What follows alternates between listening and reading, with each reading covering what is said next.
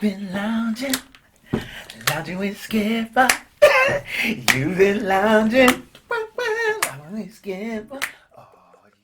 What's going on, everybody? I want to welcome you all to another episode of Loungin with Skip. This is episode 43, I believe, or 44. I have to really kind of go back in my past videos to see, but I'm pretty sure it's episode 43. I'm sitting with a man that I came in contact with, I believe it was in 2018, around July, August 2018, on a BET movie called Her Only Choice. And the times that I was cutting this brother on that movie, we had some interesting conversations. You know what I'm saying? The energy was good. We had deep conversations. And I was like, okay, this brother, you know what I'm saying? Like, his mindset is different, you know what I'm saying? And his thinking and his, you know, his thoughts, whatever, in a way matches mine to where it could become conversation. So a lot of the times when I was cutting them, we would just be having deep conversations, and that stuck with me. So fast forward about 2 years, what was it, like, yeah, close to 3 years later, was working on another movie. And when I saw, before I got called in to go in on that day, I looked at the call sheet and saw his name on there. And I was like, oh man, I'm about to see him tomorrow. And so when the PA brought him into the trailer, it wasn't no hesitation. We just, you know, saying, dapped up and continued on from where we left off. You know what I'm saying? This brother's a good brother. He's an actor, been doing this thing for quite some time. I want to welcome to the Loungin with Skip podcast, Timon Durrett, actor Timon Durrett, also known as Tree. Now, I didn't know that you went by Tree until one of the kids, I was cutting him, and I mentioned your name, and he was like, oh, you mean Tree? I was like, yeah, y'all call him Tree? I was like, but I was like, okay, because he's tall, Tree.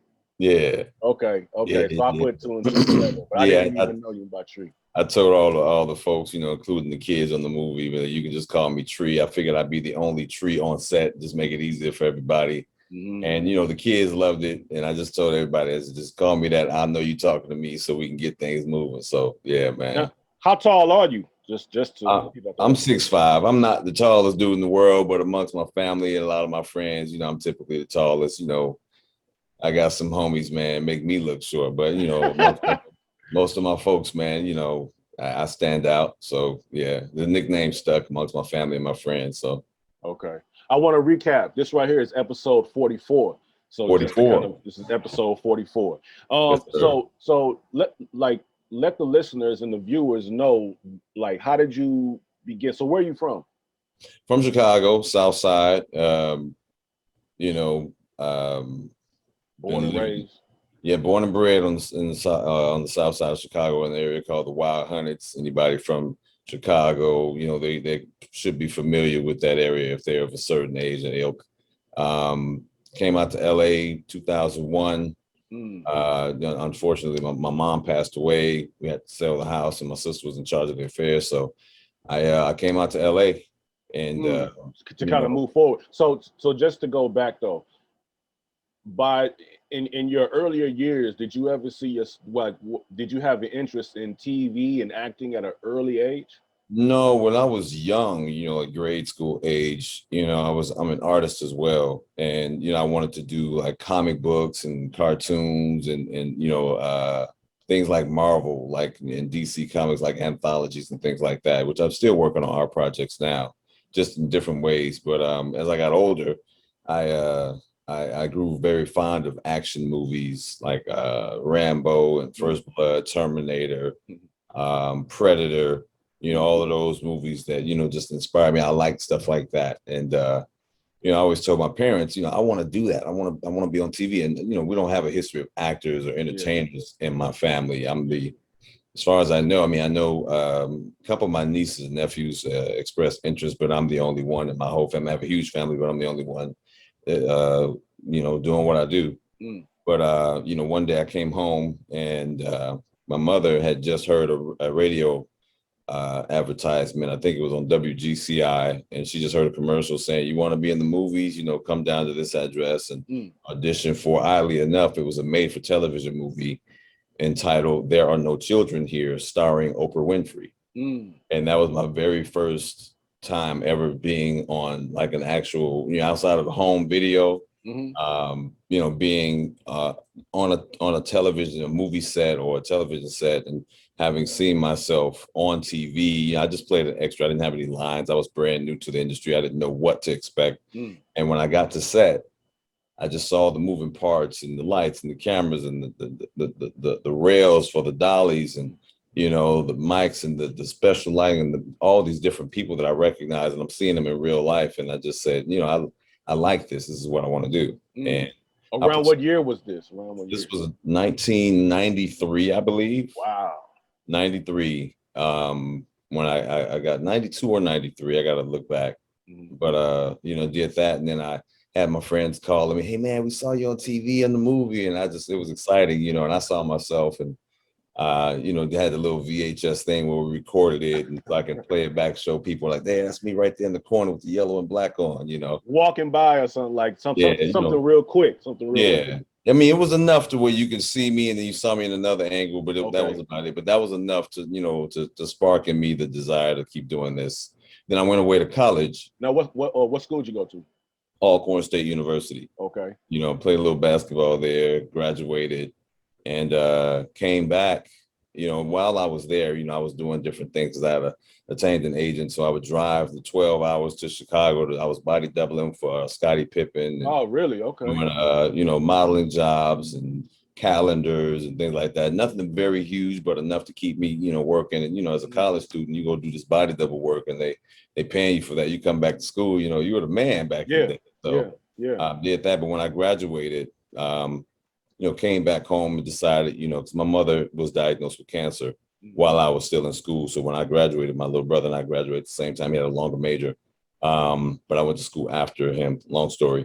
But when I came back, I decided to get a job where mostly I could be with my mom, you know, at home, you know, during the day, and then have a job where I worked later in the evening to take care of her. And then when she passed away, moved out to LA, man, and then things just, you know, it was like an up and down type of thing. You know, I was met with like some traumatic experiences and things like that. And then boom, here's a gift, here's a movie role, here's a TV role, here's a play, here's this and that. So now you moved out here in 20 years ago. Looking back on that, does it seem like that was 20 years ago? I mean, when you know the chronology of it, when you realize what year it was and you think about how long it actually is, the mental concept of that long, it's like, oh, that's a long time. But you know, and then all the things that have transpired in my life from the time I moved away from Chicago to today, you know, when I think about it chronologically, and the number of different significant events in my life, it would seem like a long time, but in my, I don't know how to describe it, like in my spirit, I guess, or my mind, you know, or my creative eye, it just seems like, man, that wasn't that long ago. Like it was a lot that's happened, the actual physical time, or the time being what it is, not physical, but when you really think about how much has happened and how it feels, it doesn't feel like it's been that long. When I moved out here, that was the same year the 9/11 happened. You know, I was out here like 6 months before that happened. Like, maybe, like 6 months, like less than that, like 5.5. And to think that back then, when I moved out here and coming up in September, that was 20 years ago. It just blows my mind. Like that's 2 whole decades, man. You know. So, you know, and even coming all the way back since 1993, I can vividly remember the set and what I was doing the day when I booked my first acting job, my very first one. And I just, you know, the time, and that's been almost 30. You know. Hey man, that's what I'm saying. It's like time is time, but it's really not a lot of time. Yeah, like and it's relative. We look back on life in a wide scope of things, and it seems like it's a long time, but when you really break it down from the wide scope of time, it's really not that much time. Yeah, You know what I'm man. saying? And that's why it's good to get in where you can, do what you can do now, because when that understanding begins to kick in, then you take advantage of the moments Yeah, in time. You know what I mean? yeah, And that's exactly what it is you know what I'm saying, you're doing now in this present day. You're taking the time, but as you see, it's that that level that's moving up. You know what I'm saying? In yeah, man. comparison to the years. And we have to go through those journeys of the ups and the downs to appreciate when you're up, you know what I mean? And to understand the time that it took to get to where you are. And it makes us as individuals appreciate our surroundings a little bit more and become more in tune with, you know what I'm saying, the understanding of man and just what our lives are as individuals. You know what I mean? Yeah, yeah. I mean, I know people who, a lot of folks that I knew from back home and that I met out here and in other places who just decided not to stick it out to do what they really wanted to do. Mm-hmm. And they're doing great.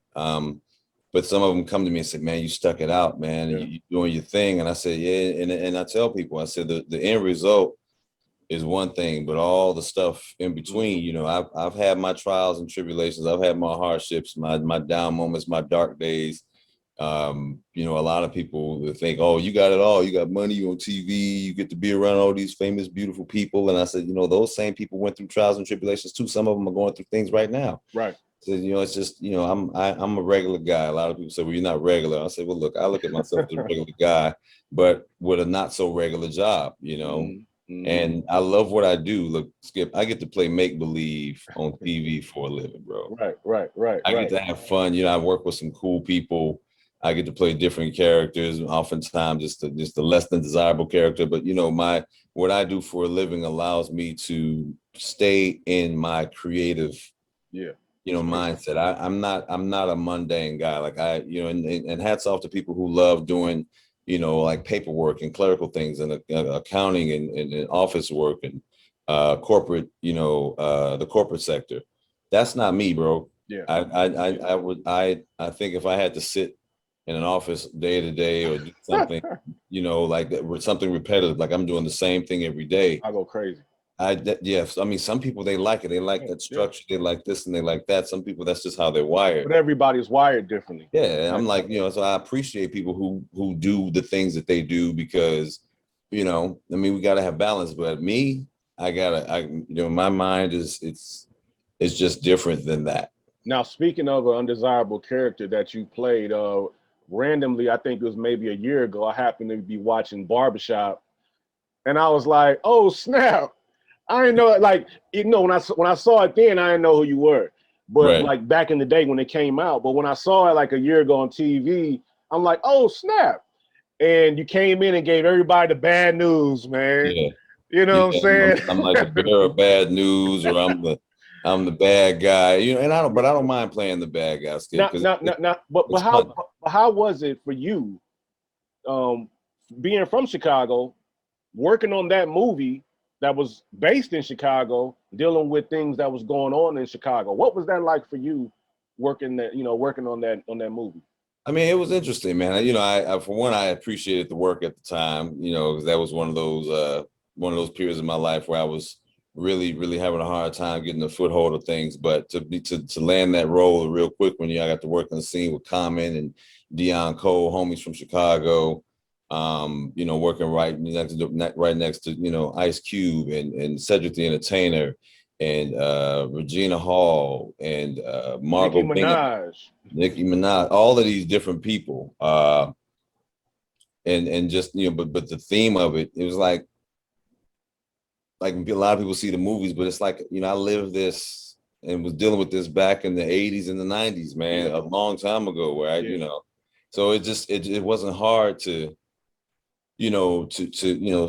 consciously get in that mode of delivering this. I've had to go and tell some of the homies, "Hey man, y'all heard about such and such, man?" But yeah, he just got shot up in killed the other day, you know, or had the news delivered to me. Right. Yeah. You know, as far back as eighth grade. Yeah. Yeah. You know, friends of mine who were just, I mean, you don't want to be too detailed, but just went on too soon, man. Yeah. And Yeah. so when I did the film, I was like, I get it. And I know it's like a comedy, family type of thing, but thematically, It was real. It was real. yeah, it was real, man. You know, I have a very clear, much clearer understanding than a lot of people because I grew up in the area where that stuff was happening. Mm-hmm. So, you know, when I went in, I was like, I can play this part. You know, this is I can relate to this. So now fast forward in the years because we've seen you know what I'm saying, everything that you've gone through as far as, you know what I'm saying, the trials and tribulations. I tell people a lot of times that you have to live in your journey in order to thrive and survive through the journey. You can't put a limitation to your journey.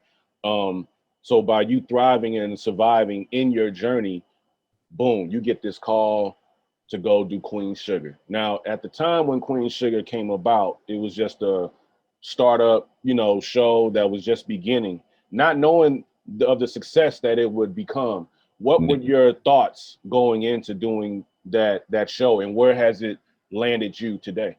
I didn't know what it was. I got an email from my agent, and I was like, "What is this?" And I didn't really pay attention to it that much because I was doing some things, and that was another one of those times, like not too long after I booked Barbershop 3, the next cut.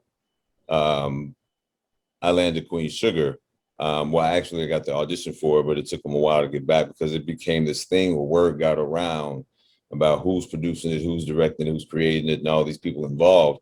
And so there were more and more auditions. I did a self-tape when I was in Atlanta. A friend of mine and her son, they had all the equipment, the lights, the camera, the editing stuff. So I was like, hey, man, I'll treat y'all to dinner or bring you some food and whatever you want from the grocery store if y'all can record this thing for me for this audition for this show. And I had just gotten familiar with Ava DuVernay because I had watched Selma a few months prior to my audition. So I knew who she was, and I really liked the film. And I was like, I like this, so, and I actually auditioned for Selma before I even know who Ava was. So when I saw the name again, I was like, and I saw Ava DuVernay and Oprah Winfrey, I was like, oh, I'm auditioning for this. So I sent in the self-tape, and it took, man, Skip, I'm telling you, I guess this thing got traction. It took them, from what I remember, 5 weeks and 6 days to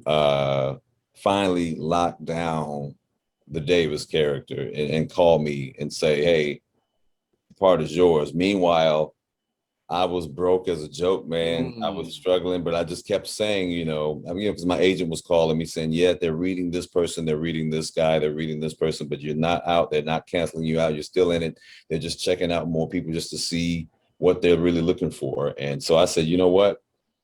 I couldn't drive my truck because I couldn't afford to get it fixed to pass the smog check to get my current plate. My current tags. Wow. I had to sell certain things. I had to sell my TV, certain special edition sneakers. Sold my bicycle just to keep afloat, and I was walking to the gym, or I had to walk, to the mailbox and back. There wasn't really a significant bus route that would come through where I was for me. So I said, I'll just get my workout on and jog over there, mile and a half there, mile and a half back. I had to go to the grocery store. It was like a mile each way. So I was just carrying enough groceries that I can carry in my hands and in my backpack. And when I would walk, and I would put my headphones in just so people wouldn't think I was crazy. And I would say, and I would repeat it every day. And this was the mantra. I remember it like it was yesterday. I don't care who they read.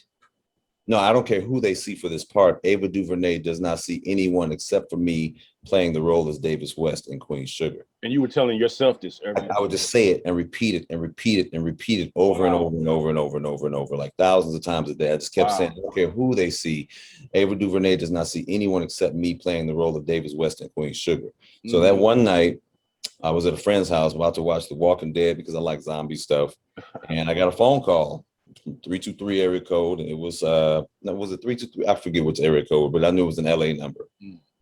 Now that I think about it, I can't remember what the area code was, but I knew it was an LA number.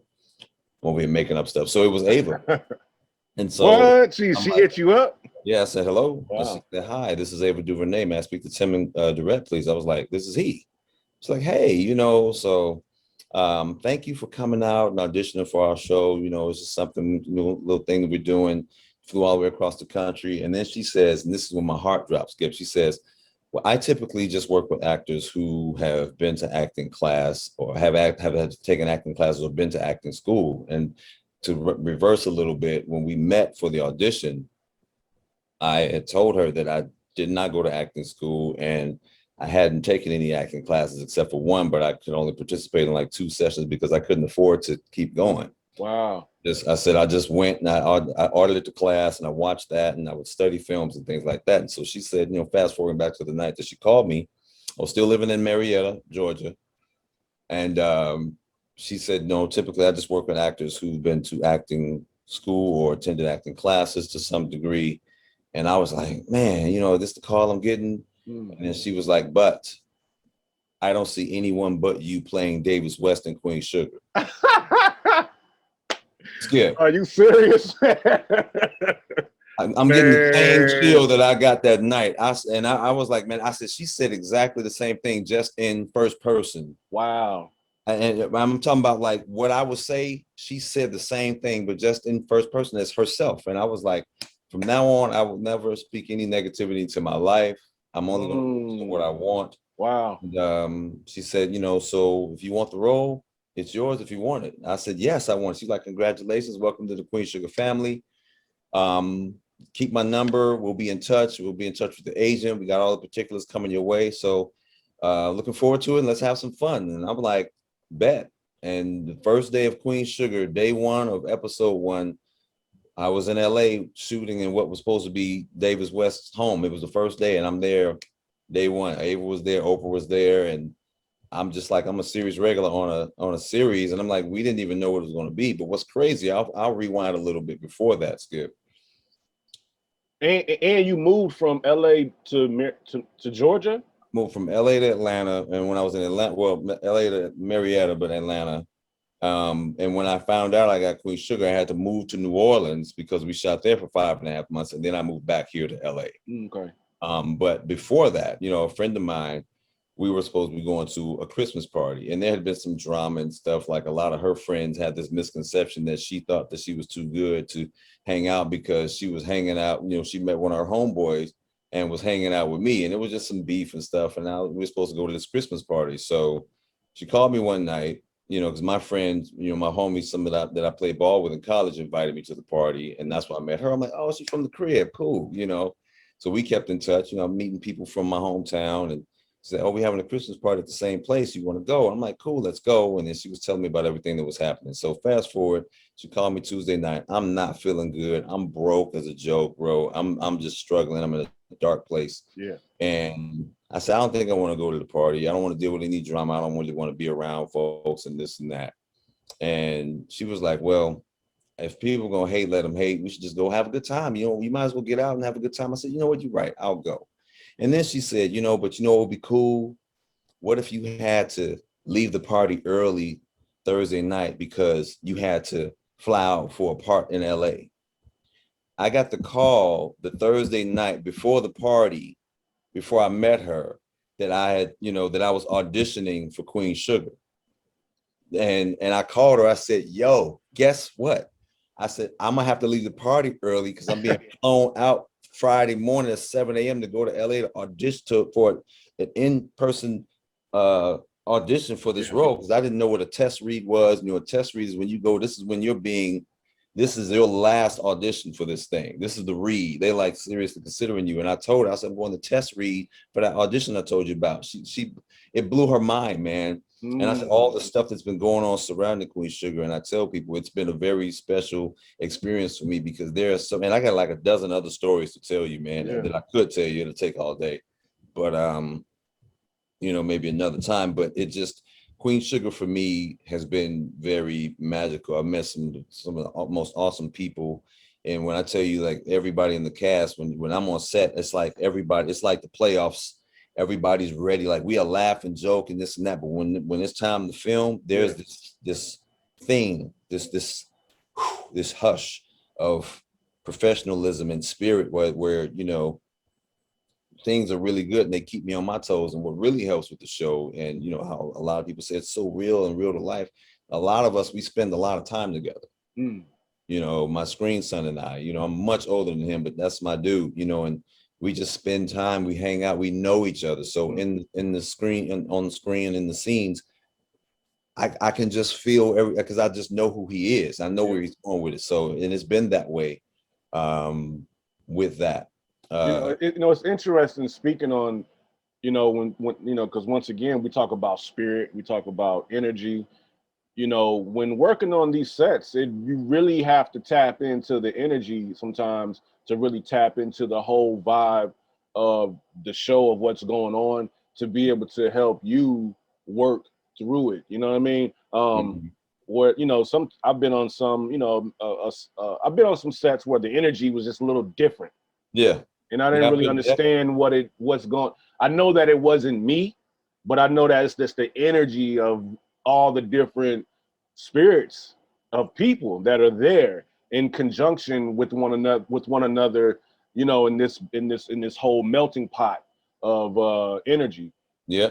So what you have experienced working on Queen Sugar is a melting pot of good energy where where it's like that place of like-minded spirits. Yeah, man. You know what like, I'm saying? And yeah. and so it kind of led you to that, and that became your first like TV series regular, like what I'm saying? That was my first one. Yeah, I mean, and what's crazy about it is that's how I like to be on set. Like I've been on sets with people they're doing it for just a check, or they're not taking it seriously, or they don't know their lines, or they're not ready, they're not prepared. Folks on Queen Sugar ain't like that. And what I find that people say, oh man, we got lucky because you have a group of very talented people who don't take themselves seriously. Like you should see us laughing and joking and clowning offset, or just going to hang out. I mean, I'm talking about just, like, or the ones who don't get along on camera. Yeah. We're laughing and joking and clowning. Like it's crazy. It's like night and day. But I mean, like I said, being brought into the fold of something like that, man, I can't complain, man. It's been awesome. And then when we got nominated for Outstanding Series for the NAACP Image Awards in 2017, Skip, I was a nervous wreck, brother. I was nervous because I've been, it's funny, like that chill that I said I got when Ava DuVernay said to me what I had been saying for almost 6 weeks every day. Yeah. When I saw when they showed us the episode before it was finished, but they just let us see it to see what the feel is like and everything. Yeah. And when I saw it, I was like, whoa. I said, we're gonna win something. We're gonna be nominated for something. And I guess maybe it's a bad luck thing to say that nobody else said it, but I'm like, I can see it. So when we ended up, I'm in the tuxedo, we sitting there, it's our segment coming up. And I'm like, oh my God, I had already done the red carpet stuff, took all these pictures, all these interviews. This was all new to me, dude. Like, I'm like folks knowing my name. I get out the car, the driver, pulls up and opens the door, and somebody says, "That's him." And you get all these cameras flashing, and I wasn't ready for it. So I was really nervous, man. Our producer, Paul Garnes, Omar Dorsey, they were like, "Man, what's wrong with you, man?" I said, "Dude, I know Retina's nominated. Kofi's nominated for something. We got some writers nominated. We got some other nominations, and the show is nominated." I said, "I want everybody to win."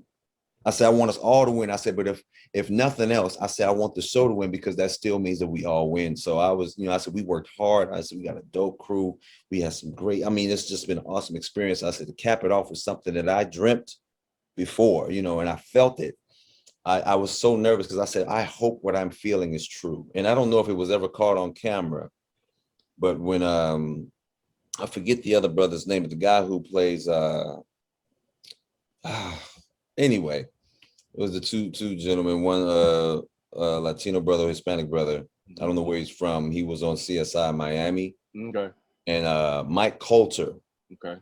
Dark-skinned bald brother who played, I keep forgetting the name of the show. But anyway, they were up, and they presented, our award when they announced, and they said, and the Image Award goes to Skip. I mean, the whole place got silent, and I could hear, literally, I'm not joking, I could hear my heartbeat. just pumping, man. Yeah. And they were like Queen Sugar. And I jumped up so hard that I was close to the wall. I slammed into the wall. For And I'm real? like, and I turned around and people were like, you all right? I'm like, I'm good. I'm good. Ran right into the wall. Bam. I didn't know if anybody saw it. And then when we were slammed into the wall just from the energy in you just pushed you that much. I jumped up like I was trying to do a 360 dunk, brother, and I slammed into the wall like I had to catch myself. That's funny. And then Omar Dorsey, you know, Ava wanted him to do the speech, and I told my friends, you know, they all knew I was nominated. I'm getting text messages all night. Man, we hope you win. And that was just adding to the anxiety, man. I was like, please. So I turned my phone on silent and I put it in my pocket. I said, I'm not looking at it no more because our category is coming up. They kept saying, hey, stay close. Your category is coming up next up. They just have all this structure.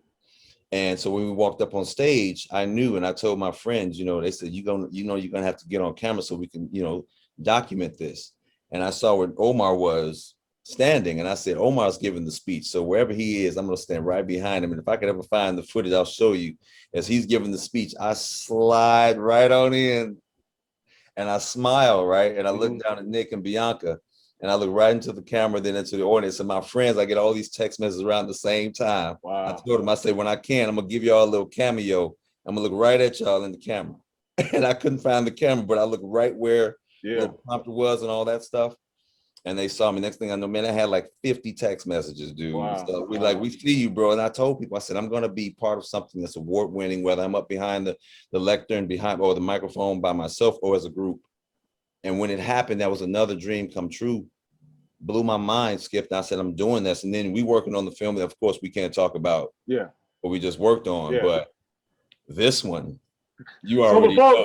Before we get to that, so what season? So was this after the first season of Queen Sugar when you all got nominated for our first season, bro? And when we won, it just, you know, to look out into the audience and you see all of these people, these actors and actresses and these other folks who are public figures and, you know, who I've watched for decades in some cases, standing up, cheering and fist bumping and pointing and smacking us on the back and shaking our hand as we go past and, you know, and whooping and all this stuff. And I was just like, yo, man, like right now that chill, I was sweating, man, I sweated through that whole tux, dude. I was a nervous wreck, man. I was done. But then, you know, after that, you know, it got cool. But you know, the show having the success that it's had, you know. Now what season is it in now?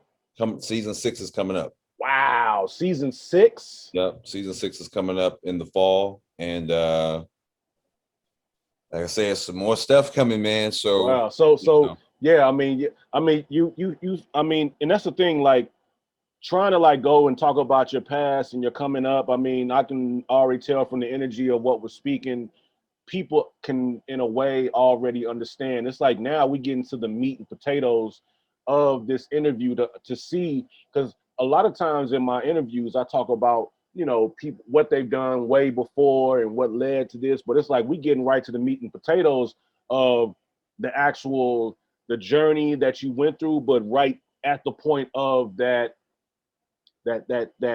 one of those climatic points in your journey that took you to the next level of things. Now, once you cross that threshold into that space, then a bunch of other stuff started opening up.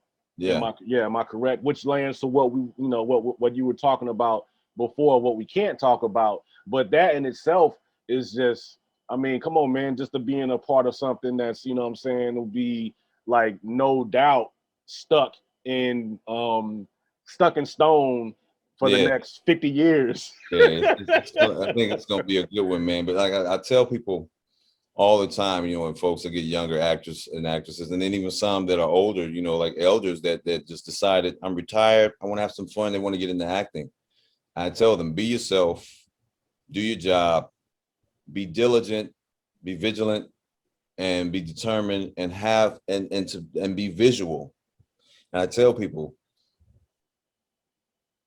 when you really focus and see and project that's an energetic thing. You know, there's an energy behind you visualizing or imagining. I tell people the imagination and imagine is the root word of imagination and imagine is image. Picture what you want. You see it as clear as day. And when, you know, let's give an example. when we were on the set of the Mm-hmm. thing that we just worked on that we cannot speak of. All right. I pictured that when I went and auditioned, when I read the script, I called my agent back and I said, this is good. I definitely want to audition for this. And when I did the self-tape, I told her, Susan Fincham, I said, Susan, she's like, yeah. I said, I booked this. She's like, how do you know? I said, I just know it. I feel it. I know it. It's the same feeling I got when I landed Like Mike, The Marriage Counselor, Single Ladies, Queen Sugar, and this one. I was like, this is it. And you know, when you get used to that feeling and you keep that feeling, and things that you think about give you that feeling, and you emit that energy. And life is like a big echo chamber. What you vibrate outward comes right back to you. You'd be silly to yell at a wall or into the Grand Canyon and say, man, you suck, and then get an echo back that says, you're awesome. Okay. You put that energy out. I tell people, I say, I love my sprawling compound with the house that I love and the place that's perfect for me next to a river on a hill. They say, oh, you got that? I'm like, yeah, I got it. I just ain't in my possession yet. It's like if I say, Skip, I got an awesome present for you, brother. That's your present. That's your gift. It's yours. You just don't have it yet. And I see life that way. Like, this is mine. Just because I'm not holding it in my hand yet doesn't mean that it's not mine. I don't possess it, but it belongs to me. It's so interesting, man. Like you know, and this is what the kind of conversation we had 3 years ago. Yep. It's interesting when you run across somebody else whose spirit is awakened. You know what I mean? And to have a conversation with someone, I can definitely feel the energy in in the way that you speak, in the tone that you speak, about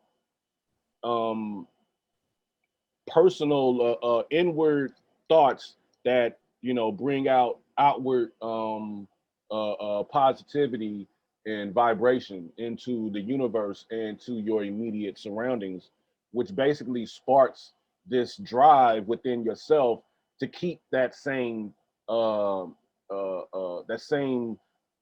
that same energy within yourself to keep moving forward. You know what I mean? So it's like you can accomplish certain things but still not feel content in that space. It's like it keeps becoming this drive and determination, this determined goal, no matter what it is, because every day is an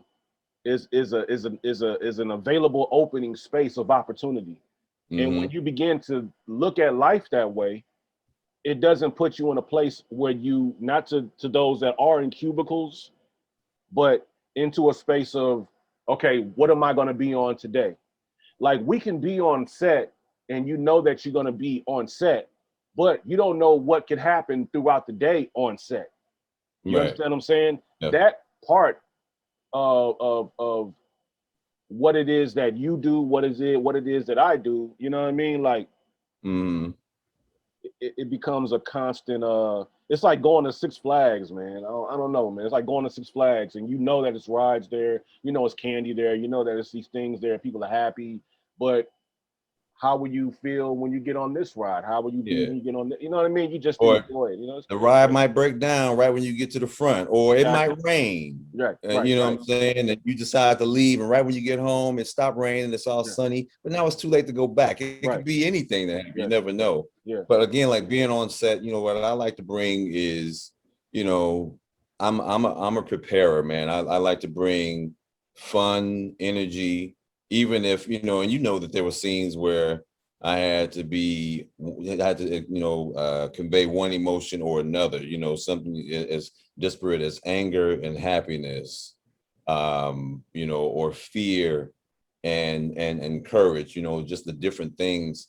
And sometimes, you know, you have those days where you're really, really up. Yeah. And you got to bring yourself down for this thing, or sometimes you just tired and down, and you got to bring this high energy.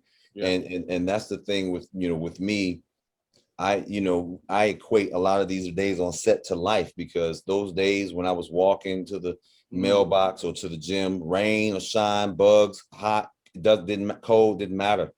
I just had to do what I had to do. But, you know, the end result was me accomplishing something, and certain things that were said, I mean, literally that were spoken, the word, is a frequency, which is an energy that has a cause and effect on other energies and frequencies. And so when my friend said that, wouldn't it be cool if you had to leave the party Thursday night early because you had to fly out to LA Friday morning for a part? And for that to happen exactly the way, and it was early in the morning because my flight was at 7. So, I'm up at like 4 something in the morning, get to the airport. And then, for me to have spoken, energetically what I wanted to be the case, and then to have it said back to me, and then to have other things going on, I said earlier this year, I had like scheduling stuff. I said, I want to do this. And I said, I want to book a movie this year. Sure. And I did.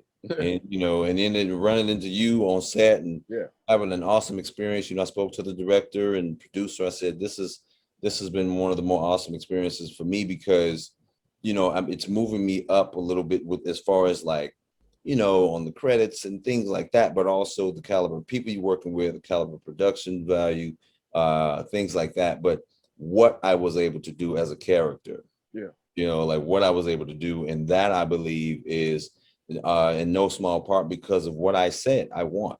Right. And this is what I tell people. I said, a lot of people think that their roles that they get are up to the producers and directors and writers and casting directors and agents and availability.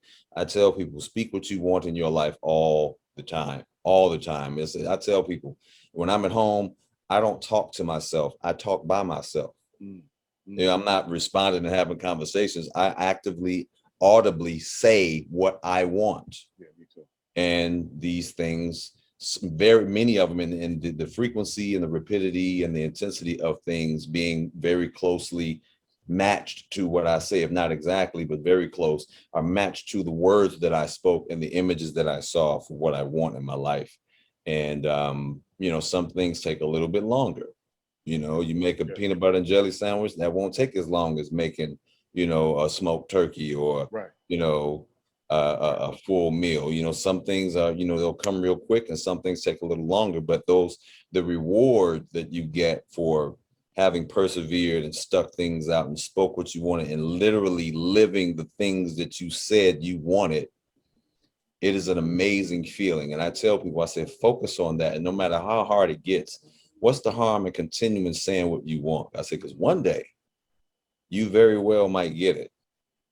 Right. And you can take one splinter out of a tree at a time, but eventually you're gonna get to a point to where the rest of them splinters can't hold that tree up and you can knock it down and you can do what you want with the rest of all this tree of life that you've, brought down to your level that you can do more things with. And that's just a crude analogy, but it's a matter for me, in my experience of speaking and feeling and visualizing and knowing that I already have what it is that I want.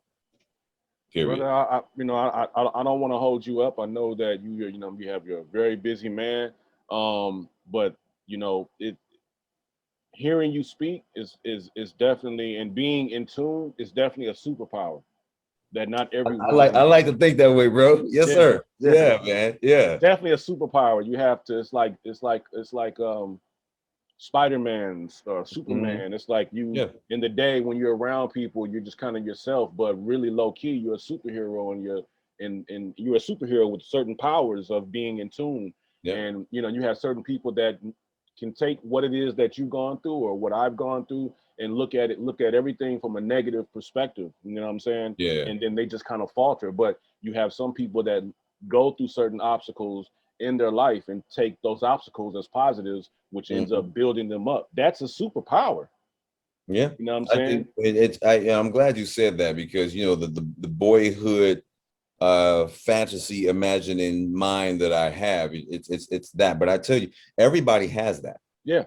Everybody has that, but some people don't. It's like, you remember the movie Jason Bourne? Did you see that?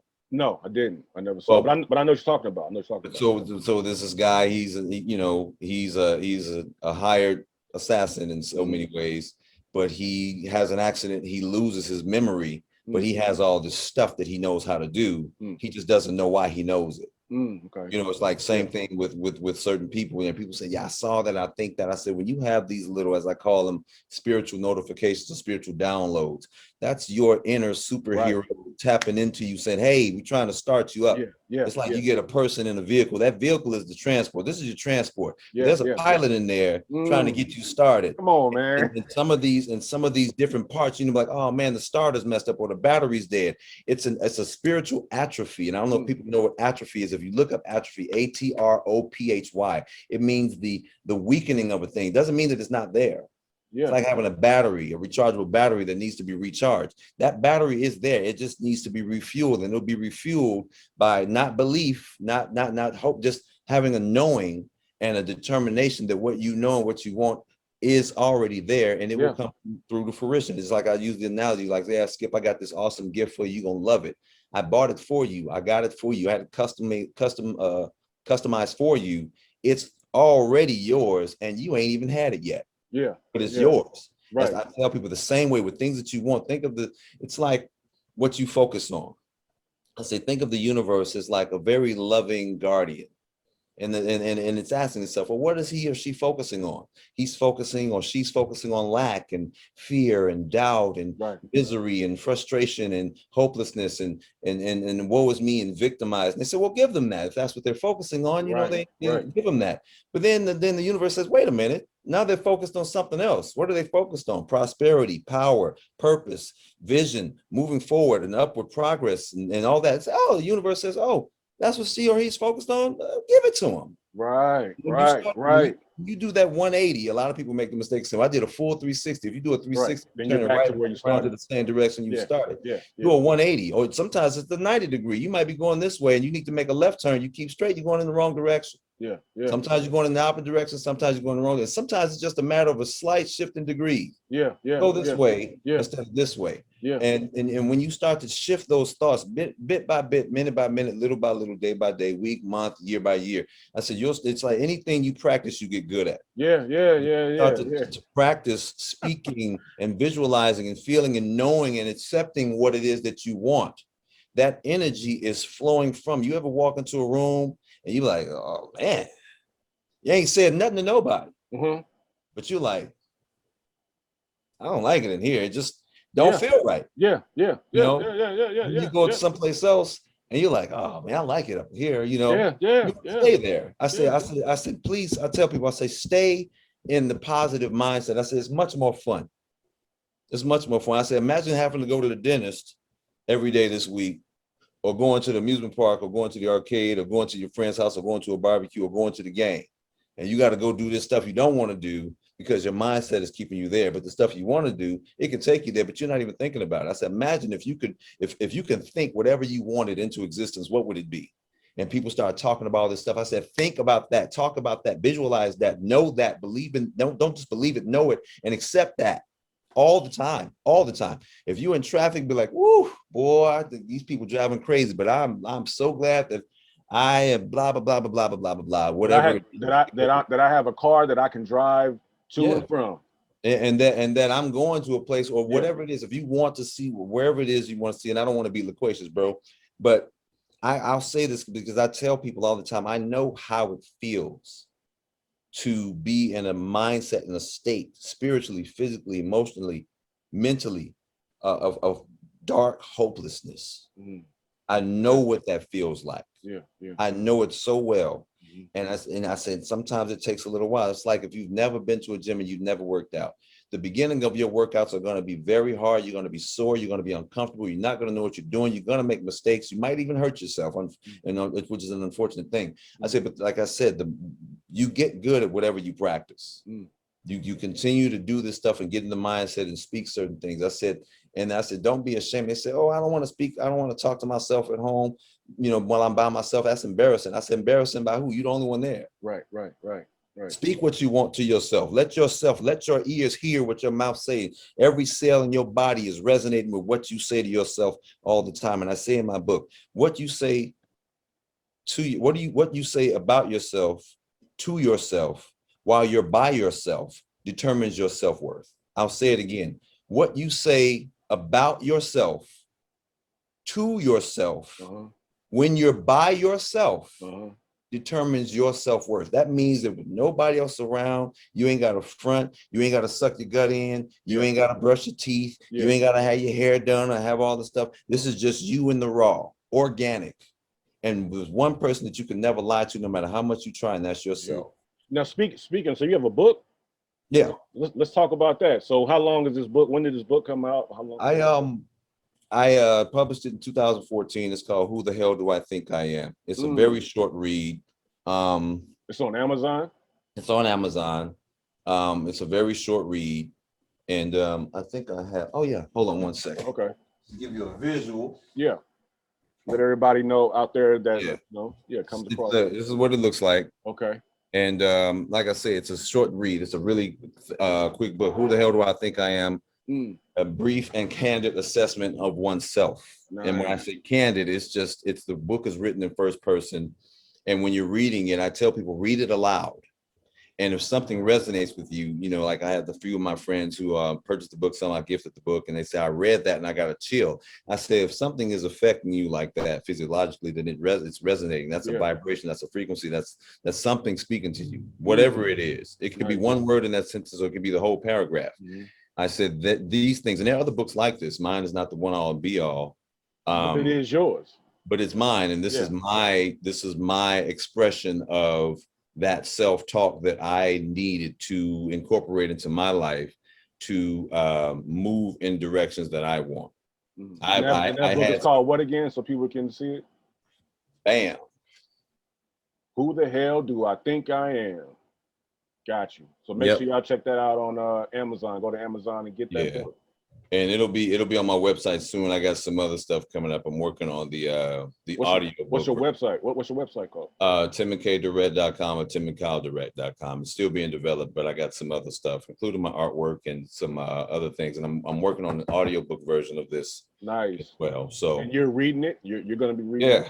Written and narrated by Timon Kyle Durrett. So nice. But yeah, man. But like I said again, Skipping, I gotta dip out of here. Yeah, definitely.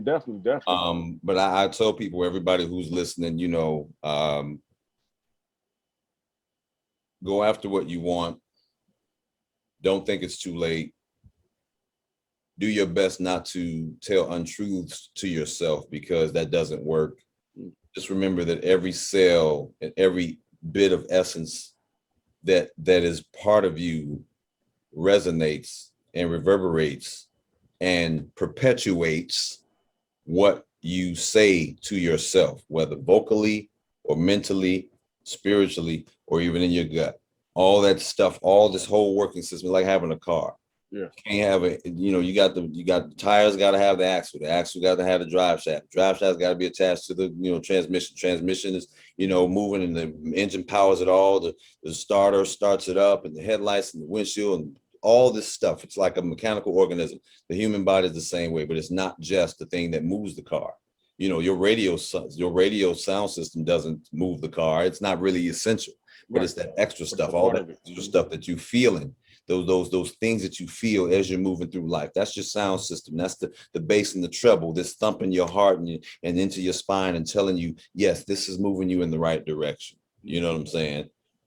So again, another crude analogy, but I tell people all the time, go after what you want and seize the day, as they say, carpe diem, seize the day, seize every opportunity you can. And you don't have to do it every day, but when that thing that you can't, that you wake up thinking about, and that thing that's on your mind when you go to bed, that's your vocation. That's the thing that's calling to you to do. Like me, people say, oh, you got to work today? I said, no, I don't work. I said, what I do, I don't consider it to be work. Right. Because I love what I do. It's not a job to me. It's a career.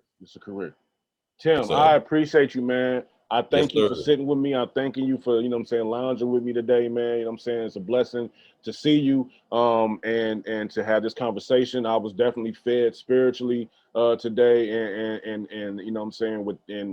mentally as well, man. I'm glad that I had this conversation with you, man, on my podcast. For everybody out there who's listening and who's watching, you can go to my Instagram, Loungin with Skip podcast. At Loungin with Skip podcast on Instagram. And Tim, what's yours? I'm on Instagram and Facebook and Twitter, Timon K Durrett, / whatever the platform is. I'm just on those, those three. And again, my website, timonkdirect.com and timonkdirect.com will take you to the same site. More content is being developed to be put on the website, including more of my artwork, which a lot of people don't know that I do. So that's what's going on. If people want to kind of get a feel for what's going on, I will have little video vignettes and things like that about my artwork, the audio book, my book, and other things I'm working on coming up real soon. So, it's all about timing. So I'm getting it taken care of. So Tim, salute to you, man. yes, And sir, I appreciate you, man. Until next time. Yes, sir, man. We'll get at each other, bro. All right, for sure, bro. Right. Cool, yes. bro. Cool. Later.